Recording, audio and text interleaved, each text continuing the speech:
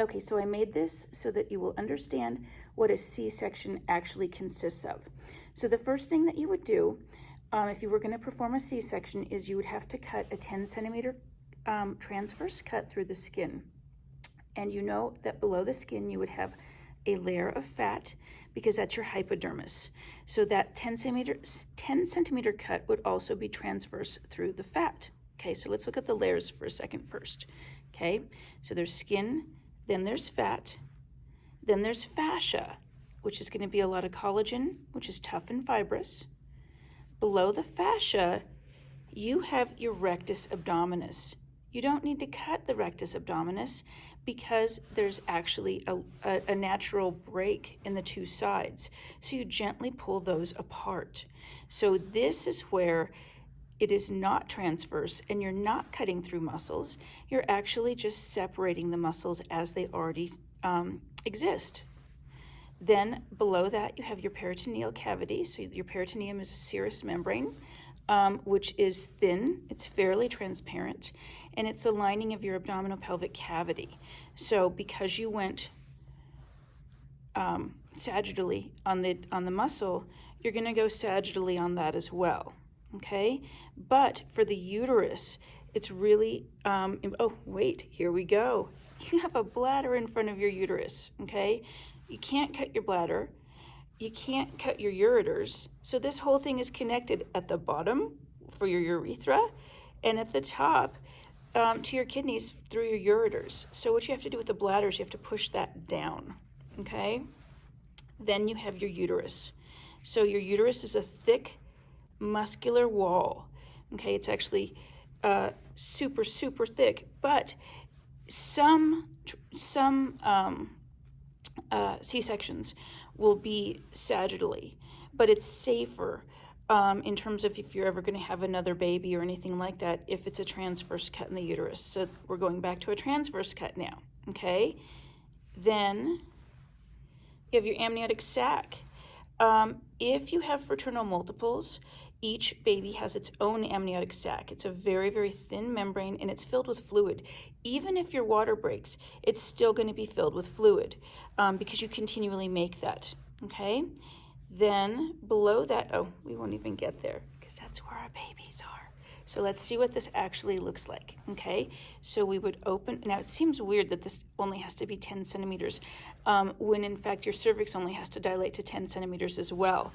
But anyway, so we would come in through the skin, go through the hypodermis, okay? Now remember, then what do we have? We have your fascia. So we're gonna go in through the fascia. I don't know how I'm gonna do this one-handed. I'm definitely not a surgeon.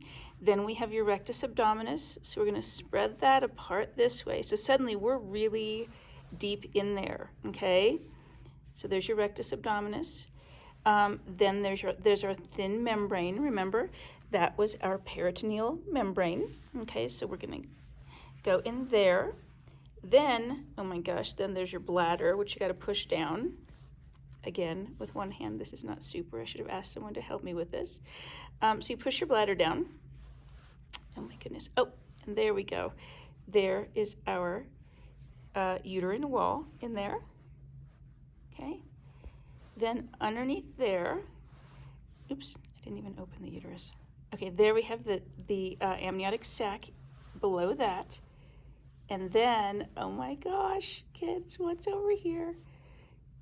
Then we have, here's a baby, okay? But if you have multiple babies, each baby, because you have multiple babies in here, because I made you lots of babies in this demo. Oh, here's another umbilical cord. We want to make sure that that's not getting trapped around the baby's neck or anywhere, or in the cervix or anything like that. Uh-oh, I can't get this.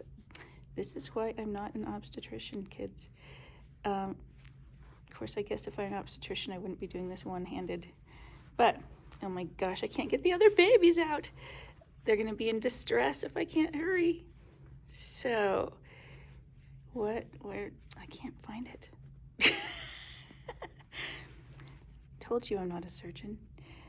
Okay, let's see, where are they? So much umbilical cord. And actually, you do have a lot of umbilical cord. My son's umbilical cord was wrapped around his neck 3.5 times when he had his emergency C-section.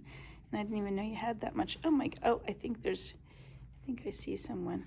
Let's see. This is much, much easier with 2 hands.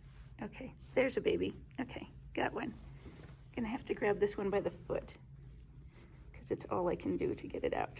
Oh, there's a baby. Okay, so there's another baby. So we have 2 babies. And I know there's another one in there, mainly because we ultrasounded and we know how many babies you're having when you have babies. Let me see if I can find it. Nope, that's not it. That's the uterine wall. Okay, I'm gonna cheat for 1 second. You look away. You stare at the babies. I'm gonna find the baby. Ah, there it is. Okay, so it's down here. And come on, little baby. Ah, there it is. Okay, so there's the last baby. So this particular person had triplets, but then guess what? She's not done, because even once the babies are out and you've cut the cords, you have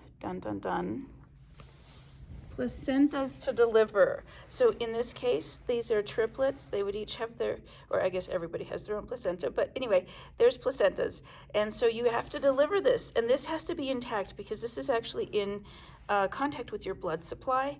And so the issue is if there's even a little bit of placenta left on your uterine wall, then it can cause like extensive bleeding. And after you give birth, you basically essentially have to wear a pad because you bleed for about 6 weeks after giving birth. And so how do you know? I mean, if you've never given birth, you don't know if it's like more blood than usual or the right amount or whatever. So one of the things that they do is they do in fact examine the placenta once it comes out, whether it's a vaginal or a C-section birth, to make sure that it's actually fully intact and there's no pieces left in your uterus. And that is how a C-section works, although it was a little bit clumsy since I had to do it one-handed.